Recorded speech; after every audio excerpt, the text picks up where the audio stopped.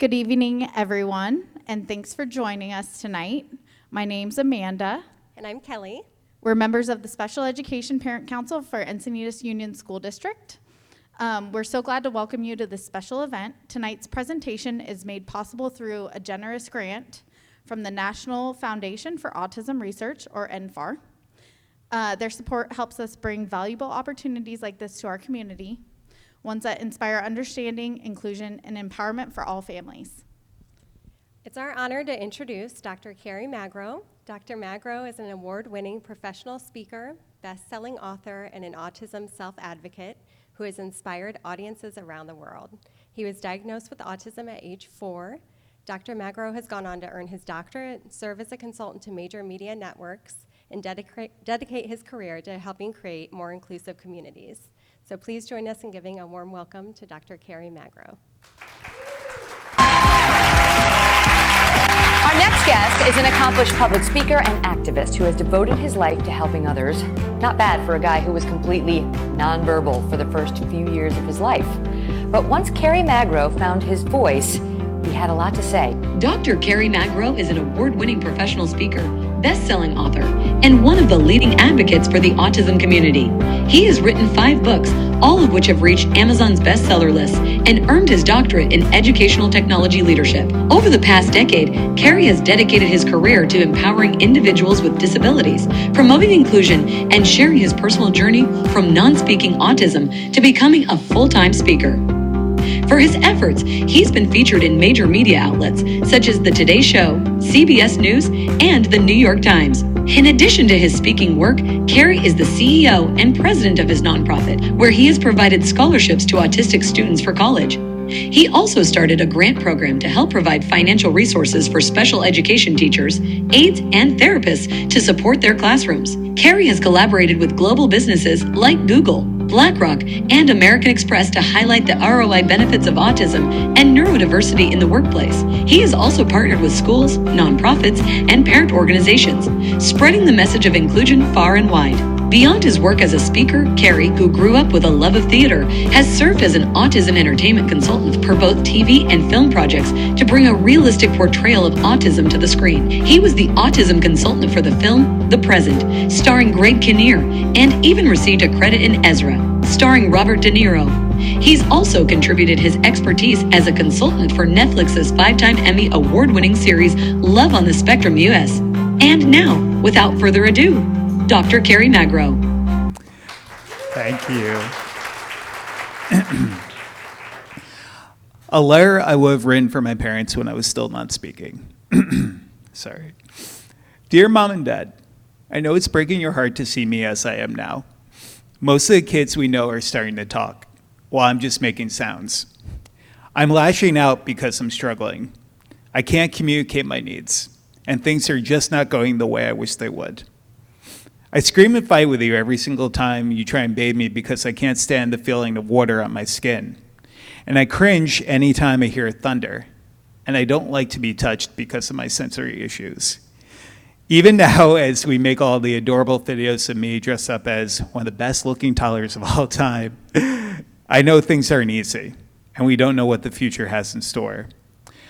I want to tell you, though, to keep fighting for me and believing in me. Because without you both, my greatest advocates I'm ever going to have in my life, I'm not going to be the person I am today.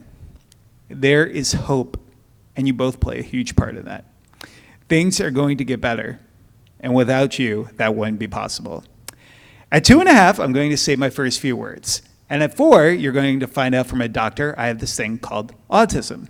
In 1992, it will be only something that you have heard from some of the leading experts in the field and the 1988 movie Rain Man. The road now is going to be difficult, but we're going to get through it together. Supports are going to be difficult to come by at this point. The numbers of autism are about 1 in every 1,000 being diagnosed in the United States, and so many people still don't understand.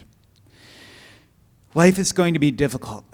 Challenges are coming, but here's why you should fight through those challenges with me.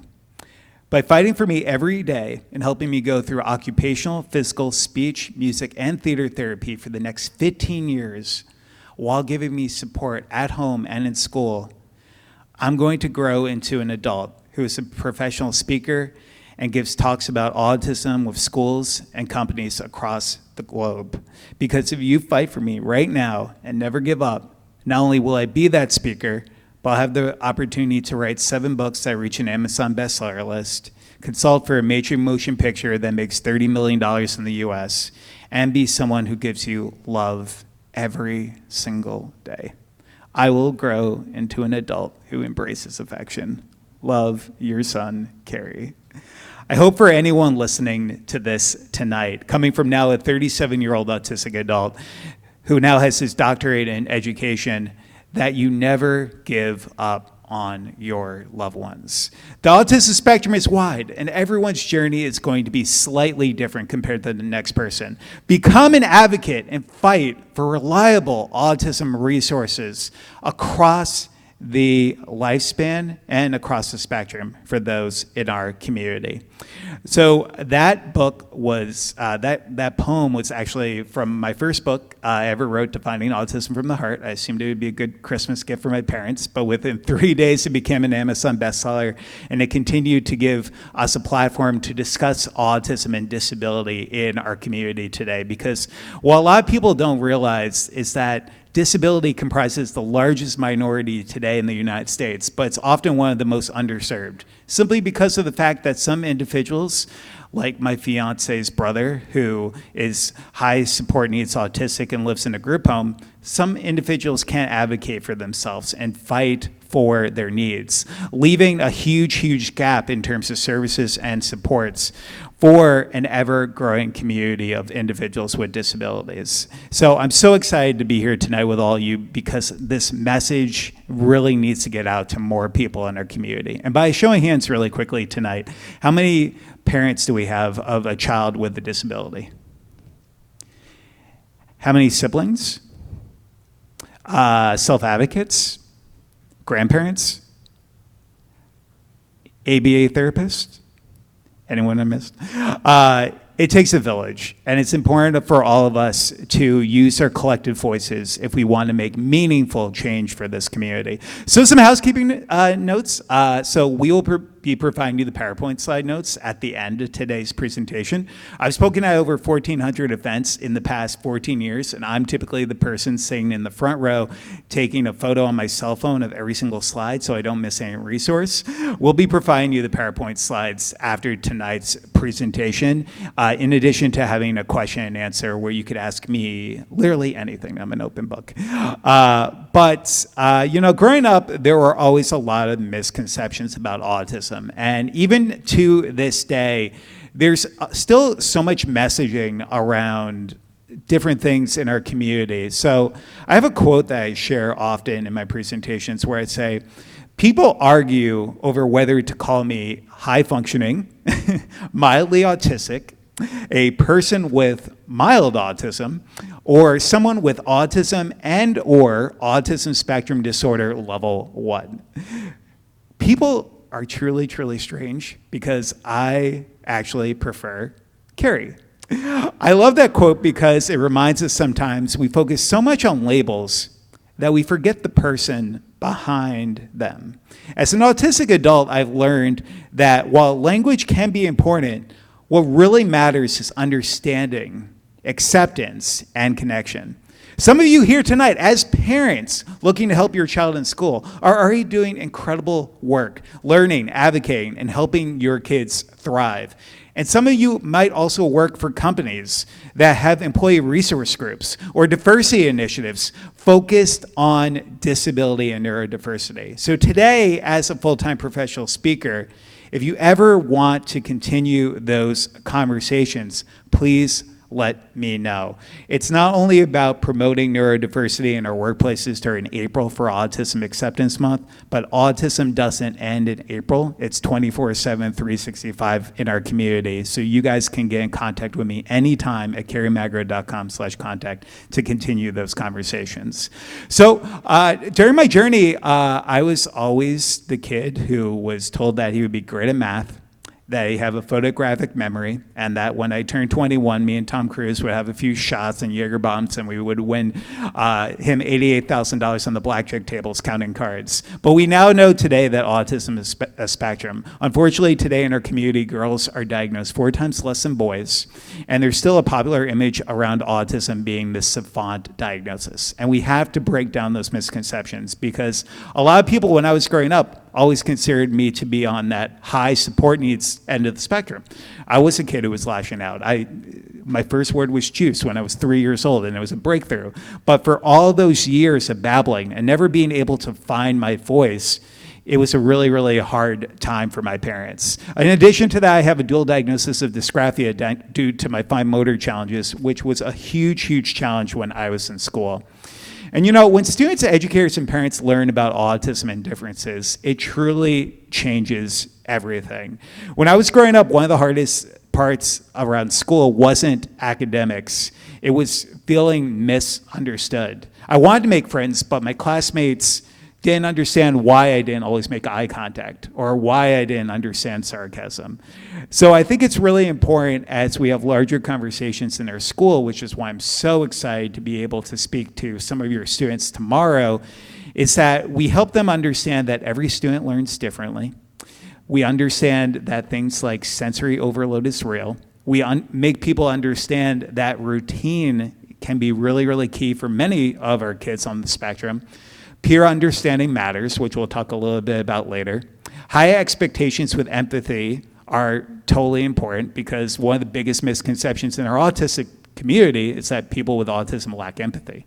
And some people I know who have autism are the most empathetic people I've ever met. So growing up with autism, Temple Grandin, who's become a dear friend of mine because we travel around on the speaker circuit, she is herself on the autism spectrum, and she has a great quote where she says that interests and talents can truly turn into careers. So my 2 laser-focused key interests growing up were, 1, I wanted to become the next Kobe Bryant, but literally I have like a 10-inch vertical leap. It's so embarrassing. I'm 6'3" and can't dunk a basketball or barely even touch the rim. It's so embarrassing. But growing up, I could tell you all 30 NBA teams and every single player on one of those teams. And that led for me to get a degree in sports management from Seton Hall University, where I'm based in New Jersey, where I got the cool opportunity to work with CBS Sports on the March Madness tournament. I got to work on the Super Bowl. But then I realized that there was a large group of people with disabilities out there that didn't have a voice and felt underrepresented in our communities. So I changed career paths, and I took my second focus key interest, which was to become the 6th member of the Backstreet Boys. I wanted the white suit from the I Want It That Way video for my 11th birthday, if you guys remember that one. And growing up, music therapy was so impactful, because even though loud noises would make me feel overwhelmed, there was always something soothing about music. So my parents got me involved with music therapy and theater therapy in-house, and that truly helped me find my voice, and it led to my full-time career today in public speaking. During that time, I've gotten the opportunity to write 7 books. After the Q&A tonight, I've left all my books on the piano right here. Feel free to check them out. We'll be doing a very just informal meet and greet / book signing if you want to check out any of the books. The first poem I mentioned was from the book Defining Autism from the Heart, and that led to 6 additional books. Autism and Falling in Love led to me getting connected with Love on the Spectrum US. I Will Light Up Blue is focused on a children's book. Every April 2nd, we ask people to wear blue and light their houses up blue to start a conversation around autism. Autistics on Autism, where we highlight over 100 autistic adults and what helped them during their journey growing up with autism, and so many more incredible books. In terms of theater, we're seeing a wide range of representation in our community today, both in TV and film, because we realized for so long in our community there were so many misconceptions around autism and disability, and we wanted to debunk a lot of them. So I got the first opportunity to be an autism consultant for Warner Brothers, where we got the opportunity to work on a film called Joyful Noise, starring Queen Latifah and Dolly Parton, based on one of the characters in this film having an autism diagnosis. Years later, gained the opportunity to work with HBO, and then most recently on Netflix, 7-time Emmy Award-winning series Love on the Spectrum US as a paid consultant. By show of hands, have any of you guys seen the show? Wow, thank you guys so much for watching. Getting the opportunity to do a sensitivity training for every single one of the crew members so they can meet every single one of these cast members where they are, while also at the same time editing I literally just got the final 3 episodes of season 4. You guys are in for a treat in 2026. Gain the opportunity to work on every episode to make sure it's touching base on topics that are impacting our autism community. The show actually started out in Australia. It was called Love on the Spectrum Australia. And I had written that book, Autism and Falling in Love, based on 10 years of trying to find love and connection on the autism spectrum and tried to find my love on the spectrum. I'm thrilled to say today that this July, I just proposed to my girlfriend and she said yes. So thank you guys. She didn't kick me. Thought she might kick me, no kidding. And gained the opportunity to work with the director who wanted to make it come to the US. I gave him the book and then he asked if I wanted to be a paid consultant for the show, and I've been doing that work since 2021. And for those who might be new to the show, I just wanted to share a quick clip with all of you of our most recent season, which actually, ironically enough, came out on April 2nd of this year for World Autism Awareness Day. It's good to see you. It's good to you too. I'm sorry to see your face, John. So you guys are still together? Yes, we are. How would you describe your ideal partner? Oh, I'm not sure if we have that much time. A girl who's very talkative like me, and a girl who eats nicely. Has a very nice giggle and smile. Witty, charming. I got a weakness for brunettes. Someone who is able to have a back and forth conversation. Polite, respectful, friendly. I mean, there's like 8 billion people in the world. Somebody's gotta be the one for me. Finding love can be hard for anyone. I'm just a little nervous. Always wonder what it'd be like to kiss a girl. He's never gonna get married. And for some people, it can feel like an impossible dream. I'll find my prince. I'll find my prince. I'm hoping for sparks. I want her to be a party animal. This series follows people on the autism spectrum Oh. as they navigate the confusing world of relationships I don't think we're a romantic match. and dating. You want a hug? I'm gonna have to get the hose out on you two.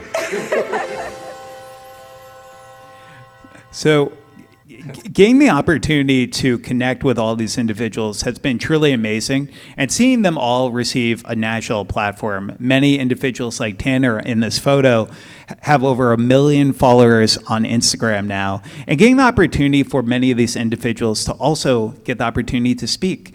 Tanner, who had never done any speaking before the show, got the opportunity to keynote this conference with me in North Carolina during Autism Acceptance Month of this year. And if any of you have seen the episode with him on the Kelly Clarkson show where he gets to meet Jack Black, oh my God, get some Kleenexes. You're going to need a full box. It is a tearjerker, but it's truly amazing to see so many of these individuals be able to find full-time jobs, being able to discuss autism just based on the popularity of the show. In the last season, we were in the top 10 shows on Netflix for 3 consecutive weeks, and we hope we can continue to have conversations around autism and dating. Because 95% of the time when I'm a peer mentor for kids with disabilities, they don't want to talk about mock interviews, they don't want to talk about resume building, they want to talk about the cute boy and the hot girl and how to go about gaining a relationship. So gain the opportunity to help individuals understand that relationships are possible in our community for those with autism has been really important. But also in the concept of understanding the importance of social emotional learning and how impactful it can be for so many of our kids who are on the autism spectrum. We've had the opportunity to work with PBS Kids, for example, on shows like Carl the Collector. Carl the Collector focuses on PBS Kids' first ever, and we'll share this with the kids tomorrow, autistic main character who's on the autism spectrum. Carl is a raccoon who simply likes to collect things, and that is his key interest. And for those new to the show, I wanted to share a quick clip of our most recent season. This is because I'm autistic.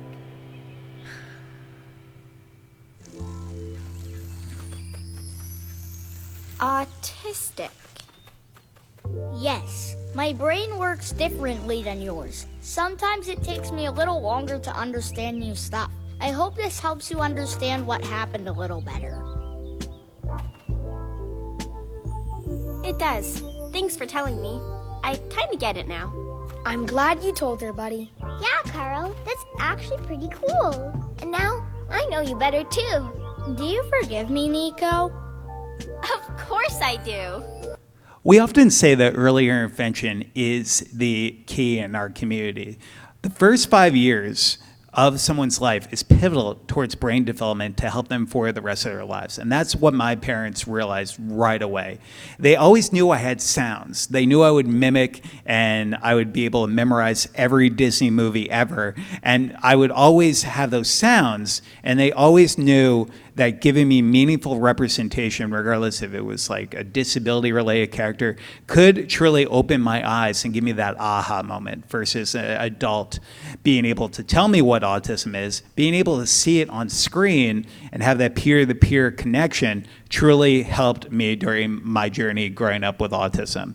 Representation reshapes design, how classrooms, workplaces, and events are built. You know, we talk in a lot of our schools about this concept called the deficit model, where it's like we focus 99.9% of the time on what our kids can't do. But what are we doing to nurture their strengths?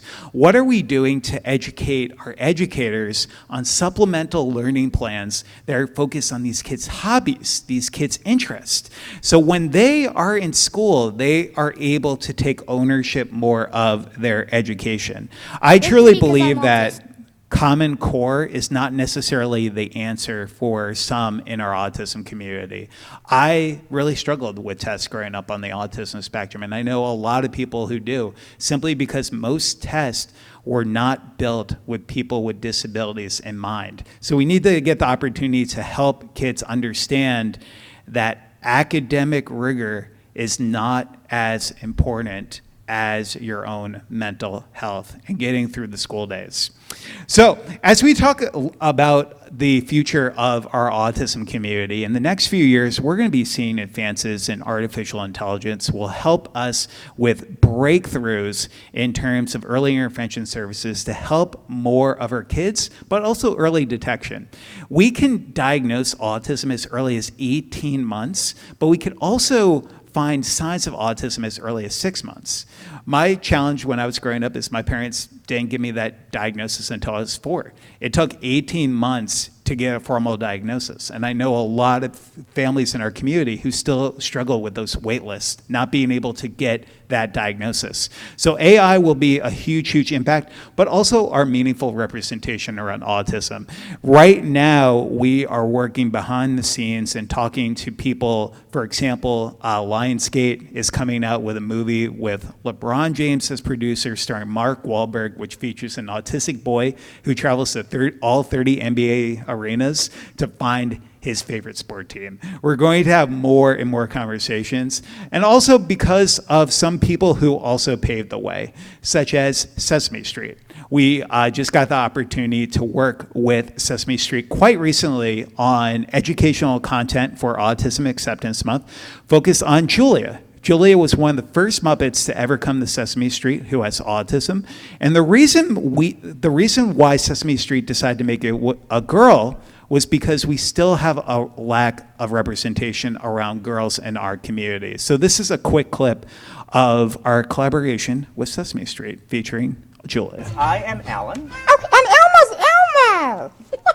And this is Julia. Julia. That's right. And Julia and her family moved to Sesame Street about a year ago. Yeah. And Julia has autism, and she likes people to know that. Here's a letter from Kerry with a K. Hello, Kerry with a K. All right. And Kerry is an adult with autism, and he has a blog. So he writes, "Hello, my name is Kerry.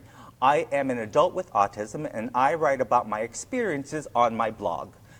Being unable to speak doesn't mean you can't always communicate. How does Julia communicate? That's a really, really good question. Yeah. So sometimes Julia communicates with pictures using a talker, which is a communication device. So Julia doesn't always have the words to explain how she's feeling, so she can tell me how she's feeling by pointing to the different feeling faces. So for instance, if she points to a sad face, it means she's feeling down, or if she points to a happy face, that means she's feeling excited. Yeah, there's lots of different ways to communicate. That is absolutely right. Yes. And Kerry has another question. How can people help someone with autism? Well, Elmo? Elmo thinks that it's important to include everybody during playtime. Oh, yeah, that's great advice, Elmo. You know, sometimes Julia wants to play but doesn't know how to ask. So everyone feels better when they're being included. So it helps to tell Julia what she can do to join in and have fun and give her what she needs. Yeah. Oh, like when Elmo is playing with his toy cars and sees Julia, Elmo invites Julia over and gives her a few cars to play with too. That is great, Elmo. Love cars. Love cars. One of the great things about the show is also we're having larger conversations about augmentative alternative communication, realizing that 40% of autistic children currently in the United States are either non-speaking or nonverbal. But just because somebody can't speak doesn't mean they can't communicate. And we need to have larger conversations about that in our community today. So this has become a labor of love. In the past 14 years, getting the opportunity to work in our schools throughout K through 12 and talking to kids about the importance of empathy and being kind, understanding that words do have power in our schools. 1 in 5 students today are a victim of bullying, and those with disabilities are twice as likely to be bullied compared to their non-disabled peers. Now we're getting into November, but October was National Bullying Prevention Month, where we traveled to over 32 schools during that month to discuss the importance of being kind because of the fact that suicide is 8 times more prevalent for those in the autism community compared to their non-disabled peers. And a lot of that is because a lot of autistic people, simply because autism, characterized as a social and communication disorder, is a challenge. They become an easy target because they can't advocate for themselves and speak up, which is why it's important that our kids are not just not being a bully, but educating our kids on the importance of allyship and being able to, if they see something happening, speak up. Also working with our companies. The unfortunate fact is that the majority of autistic adults are unemployed or underemployed in the United States today. And we need to do a better job of making sure our middle schools and high schools are preparing our kids for what life will look like after high school, because autism does not end at the age of 18. The unfortunate fact is that a lot of companies, especially in our current climate, are really struggling towards having employee resource groups that actually discuss disability. But what we need to educate our companies about is these 3 things. Those with disabilities are more likely to stay at a job longer. They are more likely to take less time off from work. And when we talk about reasonable accommodations, the majority of reasonable accommodations cost absolutely nothing for those with disabilities. And when it does, it's typically just an onboarding fee of $500. So it's important for our companies to know that's not what a company can do for someone with a disability, but it's what someone with a disability can do for that company and changing the conversation. So we work with our companies to make sure they understand that mindset and that ROI benefit. We also work with CPACs and PTAs to continue that knowledge around education and helping with the parent-teacher collaboration process. So learning about my diagnosis was life-changing, but one key message that we need to get across to more level 1 autistic people, especially those who can speak and advocate for themselves, is about having earlier conversations with our loved ones about their autism diagnosis. I didn't find out about my autism diagnosis until I was 11 and a half. I was diagnosed initially at 4, but those 7 years of being in occupational therapy rooms, not understanding why I lined up my blocks while other kids did not line up their blocks, and not understanding what that meant to me. When I was in a social skills class when I was 11 and a half, and we were playing disability celebrity bingo, where we were learning that individuals like Michael Jordan, because I'm a big basketball fan, this was huge for me, had ADHD. And his parents used basketball as a reward system to help him academically so he could be on the basketball team. Individuals like Magic Johnson, ADHD, and then my favorite on this list, Dan Aykroyd. Now, Dan Aykroyd grew up with two laser-focused key interests similar to myself, but his two laser-focused key interests were, one, being a crime detective, which is pretty cool. And secondly, wanting to become a ghost hunter. And he took those two extreme key interests to co-write a script in the 1980s with Bill Murray called... Exactly. Anyone want to sing the theme song with me? No, I love that theme song. It was like my ringtone for 2 years, not gonna lie. But years later, he would sit down with a news reporter and he would say that it was because of his autism diagnosis he was able to come up with that script. So it's upon all of us to use our voices to educate people on this whole concept of neurodiversity, understanding that some people with disabilities have really hard struggles, but some individuals with disabilities, like Dan Aykroyd, consider their diagnosis an integral part of who they are. Without their diagnosis, they would not be the same person. You know, a lot of people in our community talk about a cure for autism. And don't get me wrong, some individuals deal with 24/7 lifelong challenges. But our goal should always be this, to help an autistic person who's struggling not have to struggle anymore. That's why we're encouraging our therapists today, or ABA therapists. We're trying to encourage them to understand that it's not about having somebody keep their hands on their sides, we're to stop them from stimming. We're educating about the idea that it's okay to be who you are, just if we could get towards those desired behaviors. So at the end of the class, the teacher says to all of us, all these individuals, some of the most talented and brilliant people in the world, are special, just like you. So I was curious, so I raised my hand and I said, so teacher, why am I special? And she said I had to talk to my parents about that. So yeah, it's fine. And at the end of the day, I sat my parents down. And I was like, so my teacher said I was special, so why am I special? And that was the first time they ever told me I had this thing called autism. And it was life-changing.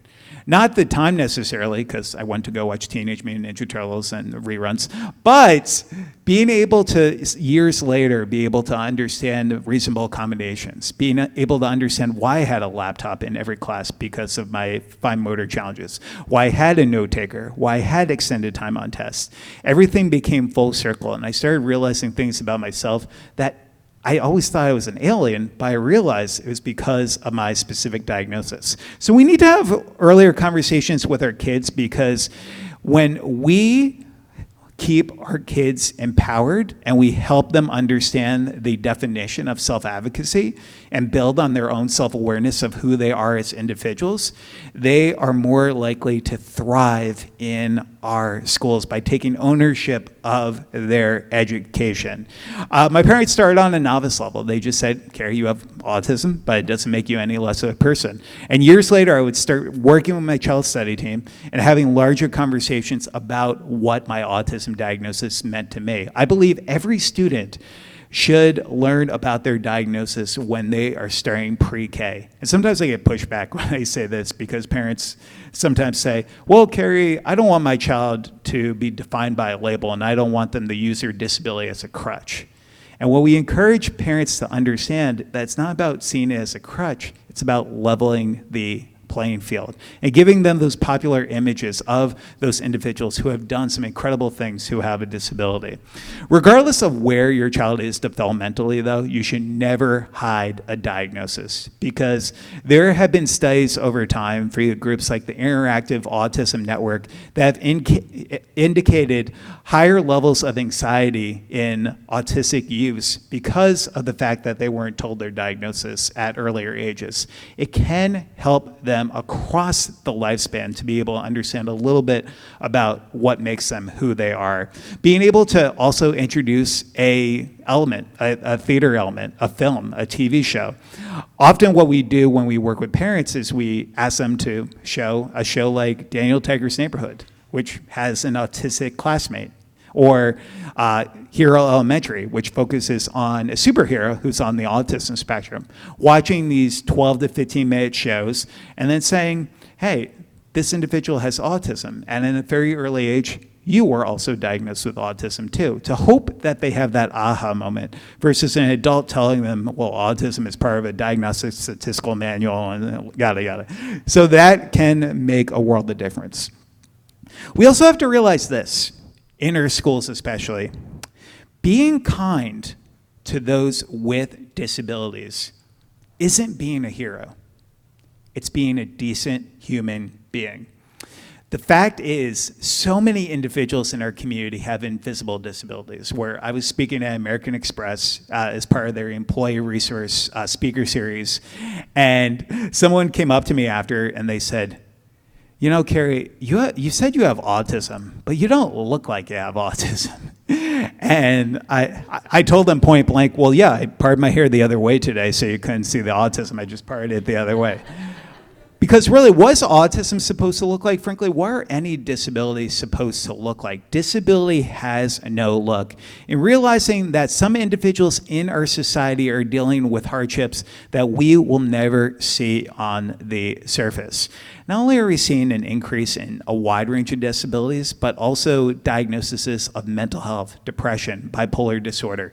So being able to educate our community that it's not about just being kind to people with disabilities, it's about being a decent human being towards society. What my parents did early on to help me during my journey from non-speaking to professional speaker, which really helped me get to the point where I am today, is that realizing that I was the same child as I was before the diagnosis as I was after the diagnosis. But I just had a few more resources to help me thrive. Sometimes, and I'm sure many of you guys in this room, it can feel very deer in headlights when you get that initial diagnosis, not having the doctor who is willing to spend the time to give you that referral. My parents realized that when my doctors were not giving me the time of day to get those second opinions and roll out as many associated medical and mental health conditions as possible. That's how they found out about my dysgraphia, which is a handwriting diagnosis, and got me the proper support to help me thrive. If you go on Instagram or TikTok, there's an entire community of people out there who are dual diagnosed to this day with autism and ADHD. If you ever look at the hashtag AUDHD, AUDHD, there's a wide range of people who share their comorbidities associated with both of their diagnoses. So it's really important to rule out as many as you can. It also includes anxiety, depression, epilepsy, apraxia, ecophilia, and so much more. We also need to look at motivation, and that's why self-advocacy was so important for me when I was growing up. Being able to learn about my diagnosis, we feel like a lot of the times we're focused on reward systems for our kids, but we have to realize that we need to wean them of those reward systems as they get older, helping them understand their own motivation towards succeeding in their own life without getting a reward. It's so, so important. But as your kid is growing up, you could go to great websites like earlywood.org, which has token earning boards. When I was growing up, I got like a sticker for everything. I ate a new food, I got a sticker. I washed my hands, I got a sticker. And that reinforcement helped me tremendously at a time where nobody was talking about ABA in the 90s. It wasn't popular yet. It really, really helped me tremendously. Social reinforcement, my parents telling me if I did a good job or giving me a high five or a hug when I did desired behavior. Also realizing the importance that music can have in our schools. I can't stress enough in many of our public schools that are foregoing electives because they have to focus on reinforcing all the standardized tests to get funding for their school systems, understanding the importance that music can have on kids. And also realizing this, for so long when I was growing up, I was always told, and my parents always said, that I was a nonverbal child. And that's not true. I was not speaking, but I always had sounds. We need to encourage these sounds that our kids are making because it can help them find their voice.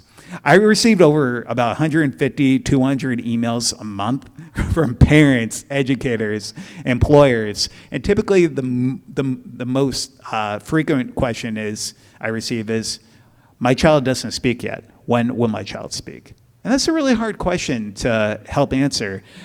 Being able to help them understand the key is communication, not speech, being able to encourage music therapy, being able to talk to occupational therapists. We're not talking about getting a licensed music therapist. We're talking about an occupational therapist who plays the piano, being able to go towards AI websites like ChatGPT, and being able to come up with learning plans to help them use their sounds to hopefully find potentially in the future their own voice.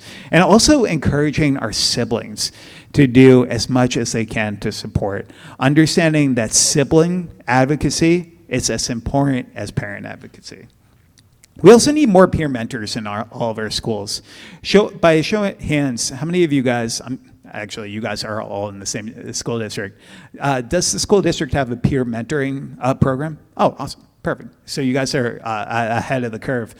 A lot of schools I work with, I was in Las Vegas recently speaking with over 350 teachers for their staff development day. And I asked them how many of you had a peer mentoring program in your school, and only 3 out of 350 raised their hand. And I found that so unfortunate. Testing. Awesome. That's why we got 2 Mexicans. Only 3 actually had a peer mentoring program. And that was truly a struggle because of the fact that a lot of individuals, when we talk about things like bullying, for example, when a peer intervenes and says these 7 words, what you are doing is not okay, a bullying situation is twice as likely to stop compared to when an authority figure does that. So being able to understand it can also help build self-motivation towards these kids when we need to wean them of their reward systems as they get older. Schools can go right now to websites like National Mentoring Resource Center that have a blueprint towards starting this in your local school system. It only takes an academic advisor 15 hours during the academic year to get started, finding the best student leaders to help those who might need the support best. So in addition to that, one of the things that helped me tremendously growing up from non-speaking to professional speaker was the importance of understanding transitions and understanding and thinking with the end in mind. So growing up as an autistic student, no one ever used the words transitions with me. We need to educate our kids and help them define what a transition looks like, because sometimes it can go over their head completely. Because looking back, they were some of the hardest parts of my day. For example, I'd panic when the school bell rang. I would struggle to go from recess to learning and felt completely lost when a substitute changed the routine. So going from a quiet classroom to a loud cafeteria, that could completely wreck my afternoon. And that's why it's important that we build and strengthen our relationships with our educators. The parent-teacher collaboration process can be a really huge part of making sure our kids, for example, when I was a kid, I would kick and scream because I didn't want to go to school. And then once I was in school, at the end of the day, I would kick and scream the door because I didn't want to go home, because they were 2 different arenas with no focus on an easy transition. So that can be really, really challenging for a lot of our kids today. In addition to that, we're still seeing a lot of teacher struggles. I'm so thrilled that you guys have a strong group here that are fundraising for different causes and awareness initiatives, because it's truly, truly needed. We realize that a lot of educators pay out of pocket, for example, in our special education classrooms to support our students, and that is not okay. So we started, I've given 162 partial scholarships for autistic students to pursue a post-secondary education in the past 13 years. In addition to that, I recently started a teacher aid grant that's focused on things like sensory tools, adaptive technology, and specialized curriculum materials and classroom modifications, knowing its importance. So finally, just to wrap up tonight, these are just 10 actionable items that I think could really help tremendously, regardless if you have a kid who's new to the school system or someone who's been in the school district for the past several years. The first one is self-advocacy. We need to help kids understand that children with autism will become adults with autism, and we need to be ready for them. Transition IEPs should be something that you look up as early as possible, because sometimes high schools don't tell you that an IEP goes into a transition IEP when someone goes into high school, where we're supposed to be looking at different pillars to help them on what life will look like after high school, such as vocational, such as culinary, such as money management, because these are often not seen in a lot of our K through 8 programs. I went up to my disability support specialist my first day of college, and I told her, if you could hook me up with that IEP, I will be right out the door. And she sat me down and was like, Kerry, you're not getting an IEP in college. I was like, how? Why not? So it was 504 reasonable accommodations. Being able to educate our kids on what life will look like. Role playing. We need to understand that some of our kids are really, really brilliant, especially when it comes to their own routine. And being able to role play scenarios with them can help them a lot, especially with their social skills. For example, I was a victim of bullying for most of my adolescence, and that's why I talk to a lot of students about it. I'll talk to the students a little bit about it tomorrow. And the way that bullying stopped for me was I was actually in a theater class, and we were role playing different ways of helping understand why a bully does what they do. And our teacher educated us that bullying is simply this. It's an imbalance of power. Someone gaining power over you. And we educate bullying as a game for kids about winning and losing, and the way to not win is to not get upset. It becomes such a more concrete thing for them to understand. So I made varsity captain of my high school basketball team, and someone came up to me one day, the biggest bully in school, and he said, Kerry, you have autism? You are so stupid. And I wanted to throw down, I'm not gonna lie. But I took 10 to 15 seconds, and instead of getting upset, I thought about that role-playing activity. And I thought to myself, well, he wants me to get upset. So instead of getting upset, I said, hey man, sometimes because of my autism, I do stupid things. And I just want you to know I'm always gonna be here to be your bro, if you need a bro. And I never heard from him again. That was literally the last time I heard from him in the rest of my high school career. So understanding that's not easy, but it's such a more concrete thing to understand. Things like bullying, things such as mock interviews, things such as dating scenarios, because some of our kids are going to want to go about that process. And sometimes in our schools, sex education is not necessarily up to the level in our special education programs. Servant leadership as well. We have to realize this. Some of our kids, especially our only children who don't have the peer-to-peer connection with their siblings, can have tunnel vision, where sometimes they only see their perspective, but can't see the perspective of the world. So being able to get involved with 10 hours of community service every academic year helps open these kids' eyes to the hardships that other people face. It's not necessarily them that are the only ones having challenges. Learning from other self-advocates can be really beneficial towards self-awareness. Learning about individuals like Dr. Temple Grandin and Dr. Stephen Shore, who quoted the term, if you met one autistic person, you met just that one autistic person. Peer mentoring should be in all of our schools, but also our businesses and nonprofit organizations as well. I can't stress that enough. And also, it doesn't affect the bottom line, which schools love to hear. Cognitive behavioral therapy is also truly pivotal. We need to have larger conversations of the impact that applied behavioral analysis can have, but also cognitive behavioral therapy. Being able to reinforce positive thoughts, especially for our kids with challenging behaviors, our tweens and our young adults who are starting to have feelings towards people, but don't know necessarily how those feelings actually feel. Self-reflection, I think journal therapy is something that most of our kids should be doing. We're often asking our educators to document and focus on documentation in their classrooms. And I think that's really a great idea for a lot of our kids, being able to take short-term and long-term goals and write them down and be able to reflect on that to help them build on their own self-awareness. Physical activity. I was a chubby kid. I had rolls for days. When I was growing up, I was 240 pounds as a 15-year-old, wanting to make the basketball team and also play point guard. So that was not a great start, considering all the other kids were like 130 pounds. So I lost 60 pounds so I could play varsity basketball that summer.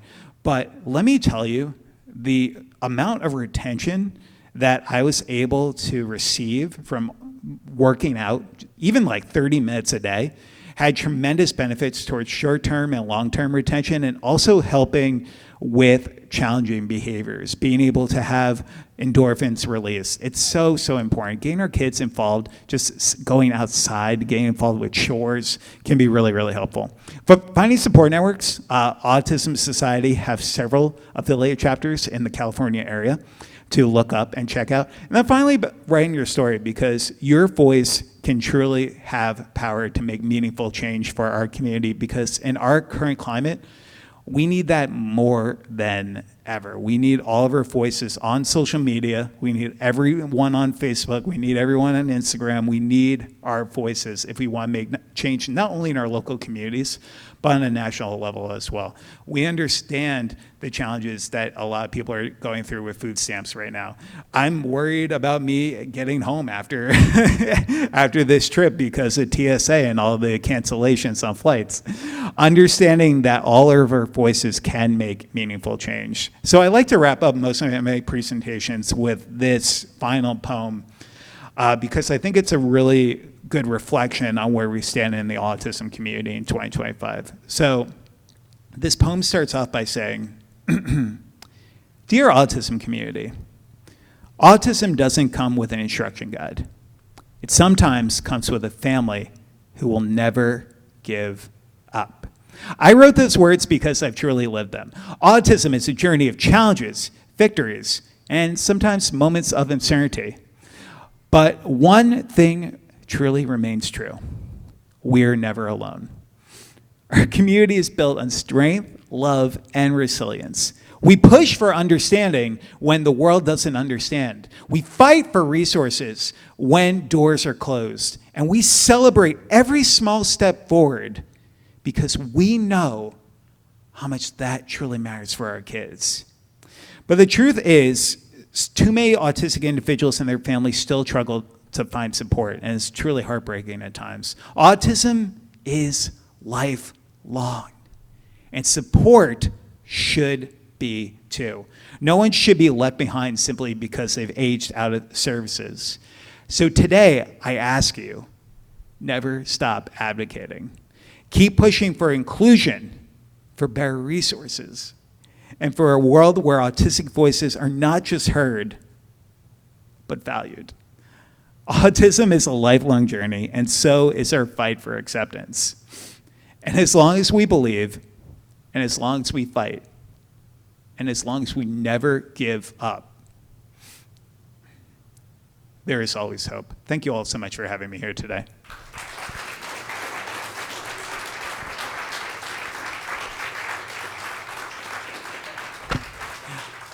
And now I would love to answer any question that you guys have at this time. And thank you so much for coming down on a school night. I really appreciate it. Any thoughts? Yes, my brother.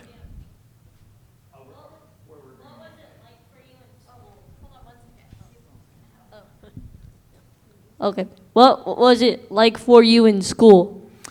School was a struggle sometimes, man. I had a lot of sensory challenges. I wear sunglasses in most of my classrooms until I was 9 years old due to fluorescent lights bothering my eyes. I also wear noise-canceling headphones because all the sound was always so over the top for me, and I need to find ways to manage that.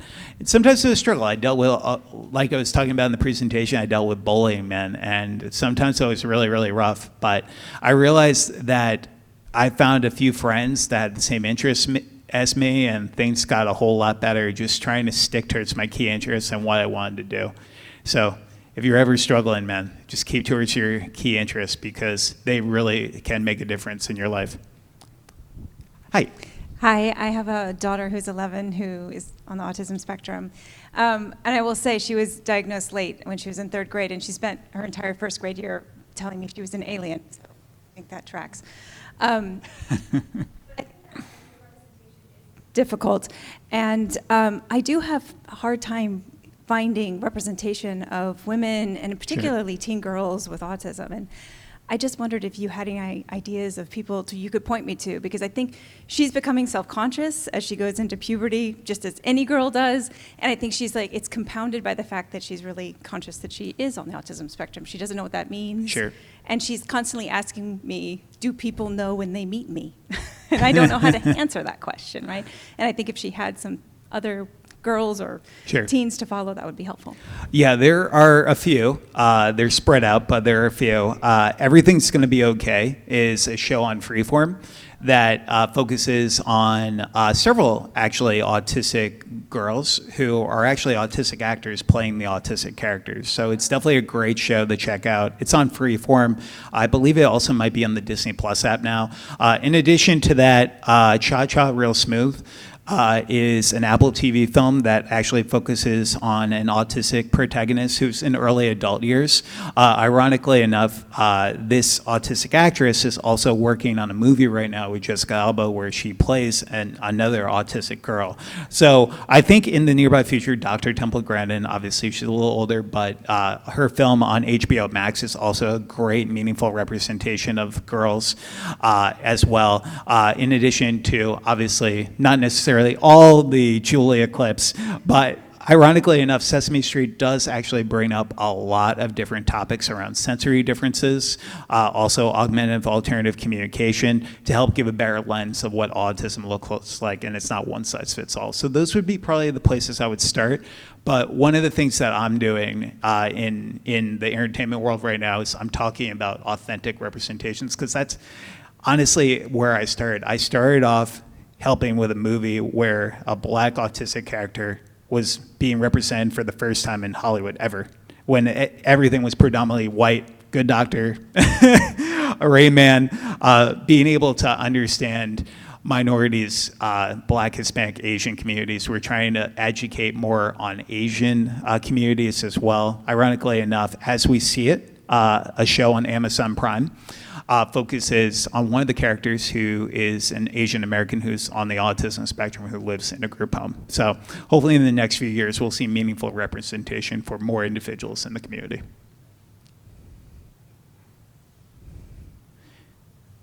Absolutely. Hi. Hi. Our son Joey is 5 and has autism. And one of the things that has been a struggle is just participating in group activities like group sports or group theater classes or, Sure. and it sounds like you found, you were played on a basketball team Yeah. and were able to participate. Was that ever a struggle that you had to figure out how to fit into that world, or do you have recommendations on how to find groups and that would accommodate well for kids with autism? Does he have siblings? No, he's an only child. Okay. I think the best thing that helped me when I was growing up was really just trying to find that, not necessarily peer pressure, but finding that friend who wanted to do the same activities with me, because it would always just give me a way of getting into that activity. And that's why I think a peer mentor would actually be great for your son, Joey, because it could help, especially someone who has those similar interests to what he has, because it can have a domino effect for a lot of our kids. They see a kid who's 1 or 2 years older being able to do some of these things, and they look and see, wow, maybe I could do that too. My peer mentoring started when I was like very, very young, and it was just simply a kid reading a book to me in class. We're not necessarily talking about like social emotional learning and talking about leadership opportunities. We're just talking about an older individual being able to give time to a younger individual to help build that connection. And as they get older, being able to build on that as they get older as well is also great, because they get to see that mentorship kind of move across their entire lives, especially for 5-year-old Joey. So maybe that could be something that could potentially help him. Yeah, can I follow up? One of the other ways his autism manifests is with gross motor skill delay. So that's where it's, he's slower, he's clumsier. So being able to quote unquote fit in like the sport setting or more physical settings, how do we, work on that, I guess. Yeah, and gross motor was really challenging for me, and honestly, a lot of it was just fidgets. I fell in love with fidgets as I was getting older, and it helped me with a lot of gross motor because I ended up muscle memory after a while. Not necessarily at first, but if you keep building on that, does Joey like fidgets? Yeah. Yeah. I mean, to an extent. It, He likes more the oral. Oh, okay. Got it. But being able to come up with those fidget spinners, those muscle relaxers, there's a great website called funandfunction.com, awesome, which has some really good fidgets for our community and can help with some of that gross motor, because I dealt with the same things when I was about his age. Thank you. Sure. I'm just going to throw a shout out to Miracle League of San Diego. Oh, yeah. It's a great introduction into sports, even if they need minimal assistance or more assistance. And then my question for you, Kerry, is can you talk about like your experience, since you have been speaking for a long time? Sure. And how autism awareness has changed into like autism acceptance? Yeah, I think we've seen this overall just in our national nonprofits as well. A lot of our organizations like Autism Speaks were focused very much on research-based focus for a while on leading interventions. And ironically enough, Autism Speaks actually had cure in their mission statement for quite some time. So being able to understand that, I think one of the things that I've realized in the past 14 years, which we're pivoting on, is realizing that autism is not something that's going to go away. It's something we need to support, especially with lifelong resources. So I think the two biggest things is we're going from research to action-based supports across the lifespan. And the second thing is we are going from a community which was only focused on early intervention towards understanding the 4 key pillars of adulthood, which are housing, guardianship, employment, and college. And a lot of those topics we're still working on, but I think those are two big areas we need to understand, because autistic children are becoming autistic adults. A few weeks ago, Wall Street Journal had an article, Bill Gates said, hey, if I was a kid today, I would probably be diagnosed with autism. David Finch was also in people.com yesterday on a podcast talking about the fact that a famous musician was talking about he has characteristics of autism and he doesn't know how to go about getting a diagnosis in adulthood. So I think those are the two biggest areas I've seen over time. Thank you. Any of your thoughts, questions? Hi. Hi. Could you preview anything that you'll talk to the kids about tomorrow? I love to prepare my daughter. This is, you're going to hear this tomorrow and then ask her about it. That would be helpful to know. What grade is your? I have a kindergartner. Okay. Oh, no, she's in first grade. Wow. And Time fifth flies. grade. Time flies.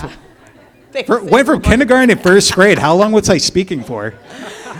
Jeez, I'm a little nervous now. Gray hairs right here. First. First and fifth. Okay. Yeah. So K through 3, we're going to be doing a story time where we're going to be educating them on characters who are on the autism spectrum to give them meaningful representation of the spectrum. One is going to be on a non-speaking girl, and then one is a young autistic boy who has sensory challenges, and then we're going to be having more of a Q&A and kind of a small circle where we discuss a little bit about autism representation on just empathy overall. And 3 through 6 will be a little bit more focused on bullying. We'll talk a little bit about different types of bullying. We'll talk about the difference between bullying and conflict. We'll also talk a little bit about how you can be stronger allies and promote acceptance and also pursuing competence in our classrooms. Great, thank you.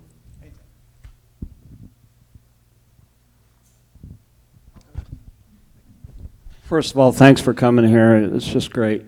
Thank you. I'm a big proponent of early intervention Sure. That you talked about. I think it's really important, but more importantly, something that you touched on that is near and dear to me Sure. is just normalization of all of this, because it is not less where everyone is just a person and we all have stuff. And I think we're really sort of leaping into that mindset because of nice people like you and doing good work. And, Thank you. I'm very concerned about my kids as they grow up. I'm fortunate to have triplets that are all autistic. And, it's really cool to see them work and grow and become young men. But, I lay awake at night worrying about their future. And it's good to really talk about it in a nice, frank way. Yeah, no, I agree. And our kids are getting older all the time. I have truly understood, and to kind of go off of that, the importance of special needs financial planning is so stressful. You need to be starting to plan for adulthood right now. You have a kindergartner, you have a first grader. You need to think about what the future will look like for my child when I'm gone. Because I know that's a scary thought. It's a scary thought, but regardless if you have a child with autism or not, it's something that every parent has faced in their life. So being able to go online and Google Layer of Intent, which is a form which helps people understand a little bit more about your child, especially for those with more high support needs, autism, to help people understand what will happen to my child and who will take care of them when I'm gone. It's a topic that no family wants to face, but it's something that we need to be brave about and we need to have conversations about. So special needs financial planning, layer of intents, really, really important towards our conversations around adulthood on the autism spectrum across the spectrum, level 1 through level 3. Thank you for your comment. Yes. Kerry, thank you again so much for coming and sharing your perspective. I'm curious to learn a little bit more about what point for you did you accept being autistic. I have a 15-year-old who, wow, that's a whole new thing to navigate with hormones. And I don't know that he fully wants to accept his diagnosis of autism and how to present himself and in what communities. And so I'm curious from your perspective as to when you went through that and any advice you have for families that are working with their kids. Yeah. Telling people about your diagnosis is a personal decision because, ironically enough, having that invisible disability, once I started talking, you couldn't get me to stop talking. I didn't tell anyone about my autism diagnosis, minus just one or two close friends, until I was 19, until I was going to college and realizing I was going to have to talk to my professors about my reasonable accommodations anyway, so why not have larger conversations about it with the people in my community? So it is very based on the individual, but at the end of the day, I think getting your kids involved with different autism groups, being able to find support groups comprised of those on the autism spectrum, builds and helps people understand the whole acceptance realm. And I think more than ever, I literally have so many schools that wear blue on April 2nd. I have so many people who are educating themselves about autism that I hope that we can pivot our conversations, because it was autism awareness for so long, but we're realizing it's more now in our communities about acceptance, action, and understanding. So, yeah. How do you made some comments regarding like siblings aiding in the autistic child's life. How do you manage, or do you have any suggestions for that sibling to not feel like a parent? Got it. Yeah, absolutely. And go easy on my Packers on Monday night football, because we really struggled against the Panthers this weekend. So I picked my favorite sport teams out of a magazine when I was 8 because I like the Bulls, I like Derek Jeter. So I closed my eyes and I picked my favorite sport teams out of a magazine, and my dad told me which ones I picked. So I ended up with the Lakers. That's why I'm wearing the Nike Lakers shoes right now. The Packers, the Mets, and the Devils. So I'm pretty sure he lied to me. He gave me 2.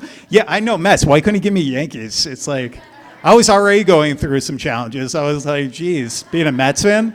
Oh, God. Sorry, anyways. To answer your question, I think there's a great book out there focused on siblings called What About Me? It's a great book that's available on Amazon that helps siblings understand the importance of understanding that some siblings sometimes feel left out because a parent is helping their kid with services. The book is tremendous because one of the key messages it has in it is about not helping the sibling understand that you can still be a kid. You just have to understand that, sometimes there's going to be other challenges that your brother or sister are going to have that they may not necessarily be able to help with in certain situations. So the book is called What About Me? It's by a great author. Her name is Mandy Farmer, who actually wrote it with her son who's neurotypical to support her autistic brother. It's a great insight. It's a great story time that you could share with siblings to help them understand the sibling relationship a little bit better. Your thoughts, questions? All right. Well, thank you all so much for being an incredible audience. And I'll be here with my books if you want to check them out, and I'll sign them for you if you guys want as well. And thank you again for being an incredible audience.